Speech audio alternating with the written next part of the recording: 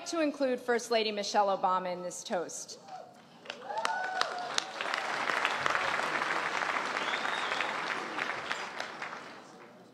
The President is a busy man. Last year, on the weekend of the Correspondents' dinner, he was especially busy.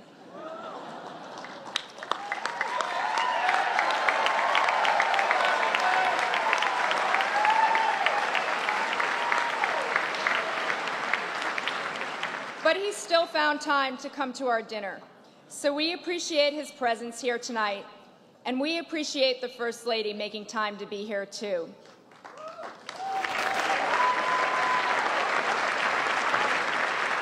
Ladies and gentlemen, please raise a glass to President Barack Obama and First Lady Michelle Obama.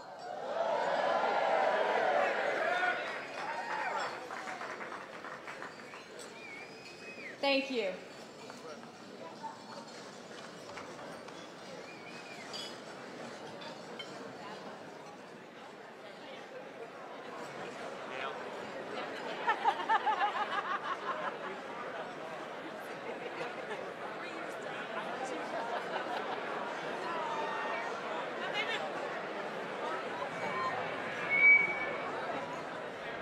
I have a few more minutes before I go on that, right?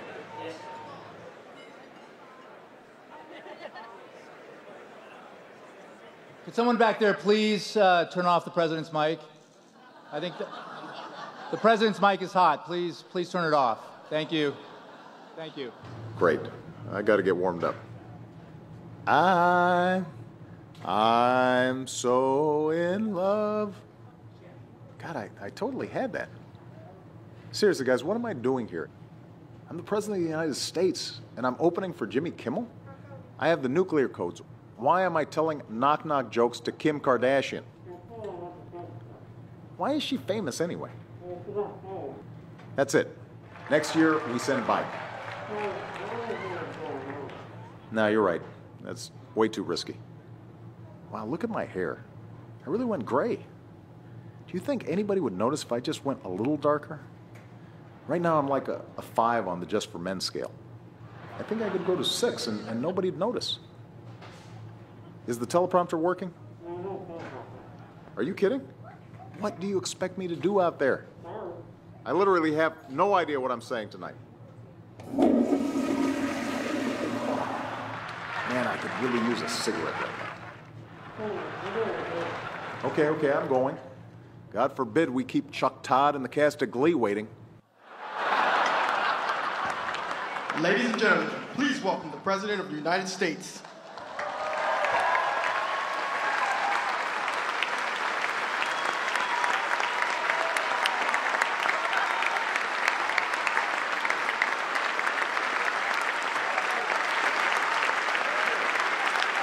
Thank you. Good evening, everybody. Good evening. I could not be more thrilled to be here tonight at the White House Correspondents' Dinner. It's a great crowd. They're already laughing. It's terrific. Chuck Todd, love you, brother. I'm delighted to see some of the cast members of Glee are here. And Jimmy Kimmel. It's an honor, man.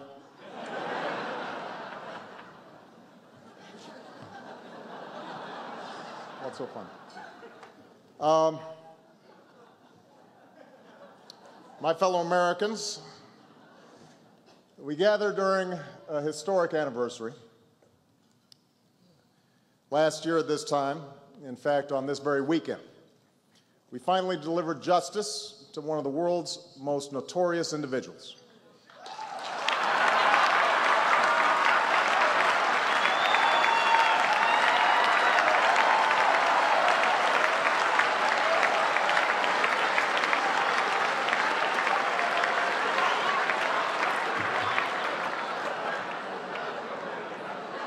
Now this year, we gather in the midst of a heated election season, and Axelrod tells me I should never miss a chance to reintroduce myself to the American people. So tonight, this is how I'd like to begin. My name is Barack Obama. My mother was born in Kansas. My father was born in Kenya. And I was born, of course, in Hawaii.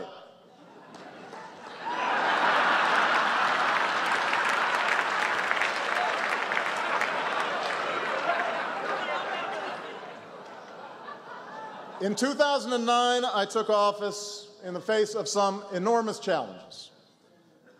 Now, some have said I blame too many problems on my predecessor, but let's not forget that's a practice that was initiated by George W. Bush.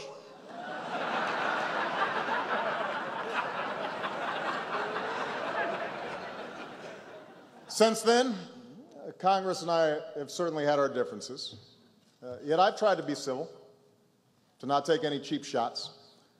And that's why I want to especially thank all the members who took a break from their exhausting schedule of not passing any laws to be here tonight. Let's give them a big round of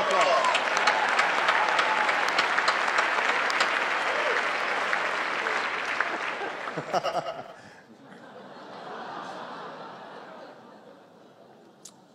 Despite many obstacles, much has changed during my time in office.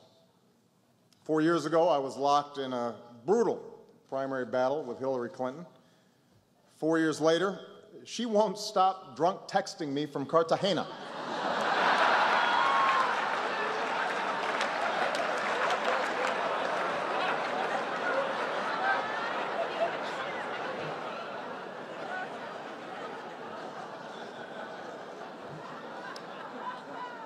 Four years ago, I was a Washington outsider. 4 years later, I'm at this dinner. 4 years ago, I looked like this. Today, I look like this. And 4 years from now, I will look like this.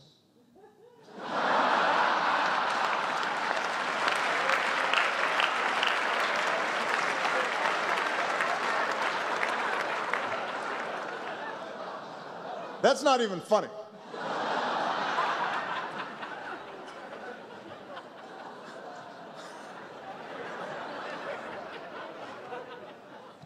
Anyway, it's great to be here this evening in the vast, magnificent Hilton Ballroom, or what Mitt Romney would call a little fixer-upper.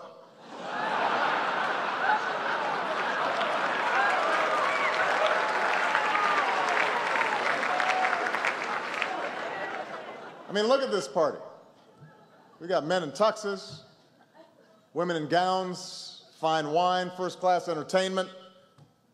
I was just relieved to learn this was not a GSA conference.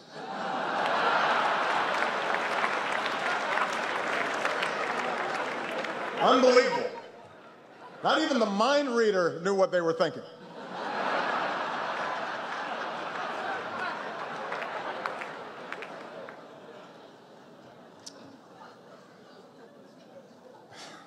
Of course, the White House Correspondents' Dinner is known as the prom of Washington, D.C., a term coined by political reporters who clearly never had the chance to go to an actual prom.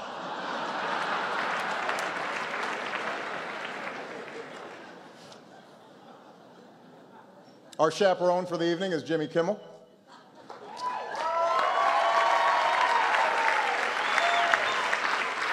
Who is perfect for the job since most of tonight's audience is in his key demographic, people who fall asleep during Nightline.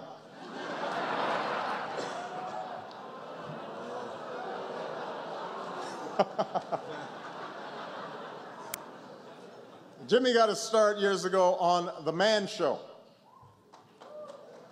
In Washington, that's what we call a congressional hearing on contraception.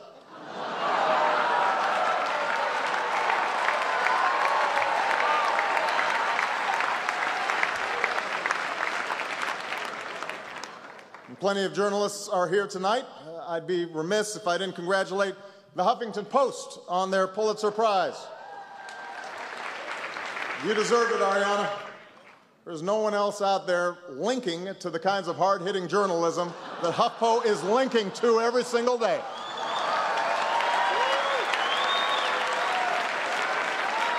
Give them a round of applause. And you don't pay them, it's a great business model.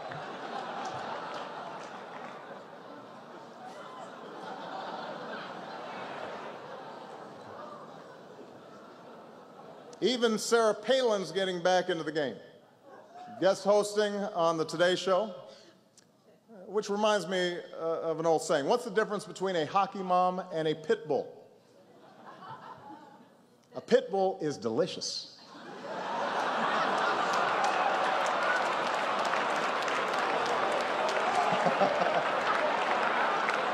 A little soy sauce.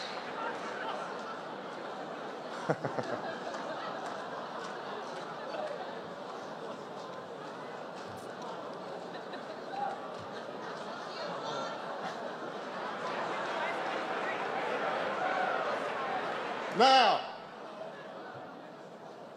I know at this point many of you are expecting me to go after my likely opponent, Newt Gingrich.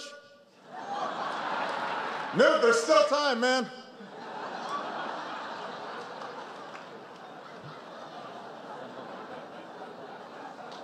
But I'm not going to do that.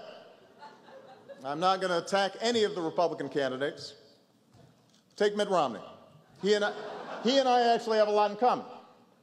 We both think of our wives as our better halves, and polls show to a alarmingly insulting extent the American people agree.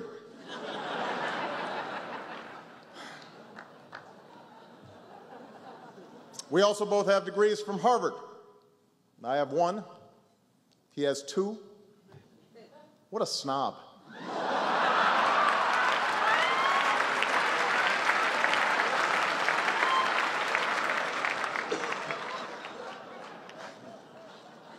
Of course, we've also had our differences. Recently, his campaign criticized me for slow jamming the news with Jimmy Fallon. In fact, I understand Governor Romney was so incensed, he asked his staff if he could get some equal time on the Merv Griffin show.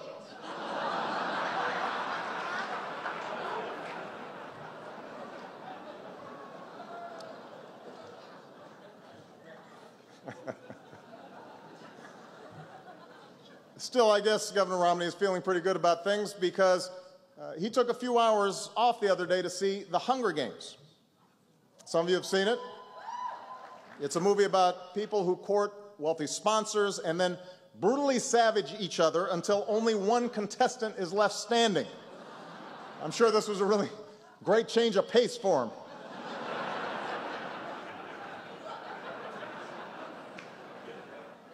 I have not seen The Hunger Games.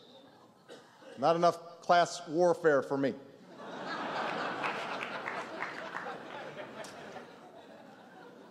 Of course, I know everybody's predicting a nasty election, and thankfully, we've all agreed that families are off limits. Dogs, however, are apparently fair game. And while both campaigns have had some fun with this, the other day, I saw a new ad from one of these outside groups that, frankly, I think crossed the line. I know Governor Romney says he has no control over what his super PACs do, but can we show the ad real quick? Back in 1983, you took your Irish setter, Seamus, on a 12-hour road trip tied to the roof of your car in a kennel. He climbed up there regularly, enjoyed himself. My guess is he liked it a lot better in his kennel than he would have liked it inside. Finally, a candidate with the courage to fight for a dog's freedom to feel the wind in his fur. But what about Barack Obama? Under his failed leadership, man's best friend has been forced into government-controlled automobiles. Just imagine the European-style dog socialism Obama has planned for the next 4 years. More government handouts. A life of government dependency. Indoctrinating our children. A left-wing social agenda. Leading from behind.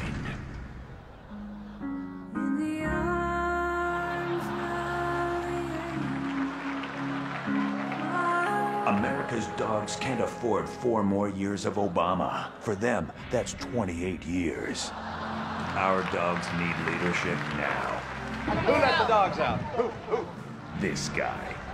And that's why we need to join Mitt Romney in sending a message this November. I'm an American, and doggone it, I ride outside. Paid for by the Wolfpack.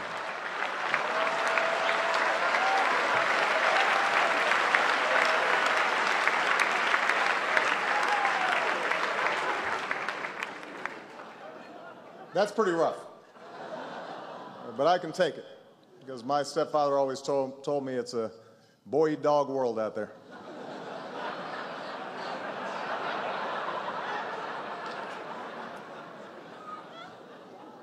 Now, if I do win a second term as president, let me just say something to all my conspiracy-oriented friends on the right who think I'm planning to unleash some secret agenda. You're absolutely right. So allow me to close with a quick preview of the secret agenda you can expect in a second Obama administration. In my first term, I sang Al Green. In my second term, I'm going with young Jeezy.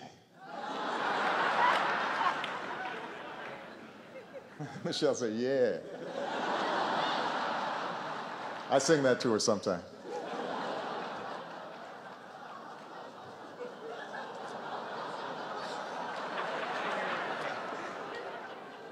In my first term, we ended the war in Iraq.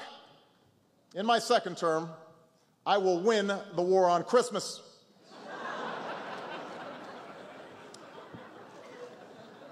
In my first term, we repealed the policy known as Don't Ask, Don't Tell.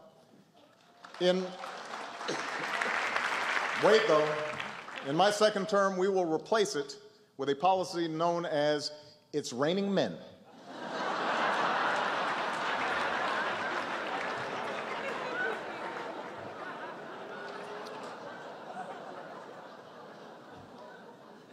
In my first term, we passed health care reform. In my second term, I guess I'll pass it again.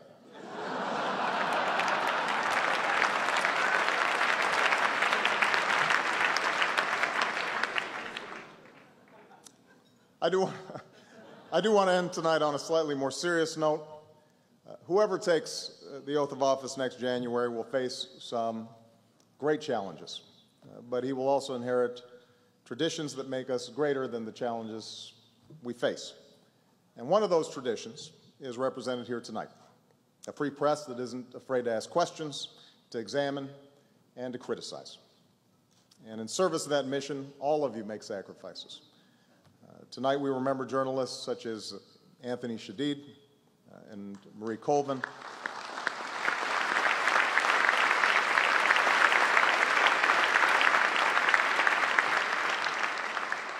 Who made the ultimate sacrifice as they sought to shine a light on some of the most important stories of our time. So whether you are a blogger or a broadcaster, whether you take on powerful interests here at home or put yourself in harm's way overseas, I have the greatest respect and admiration for what you do. I know sometimes you like to give me a hard time, and I certainly like to return the favor. But I never forget that our country depends on you.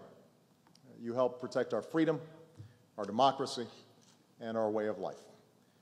And just to set the record straight, I really do enjoy attending these dinners.